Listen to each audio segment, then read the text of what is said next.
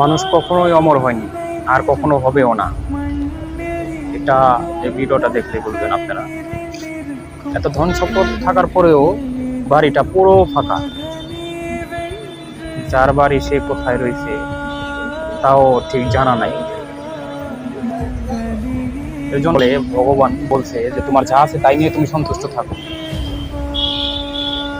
জায়গা সম্পদ কখনো নিচে লইয়া যাওয়া যায় না। শ্মশান ঘাটে সবকিছু মিশে যায়।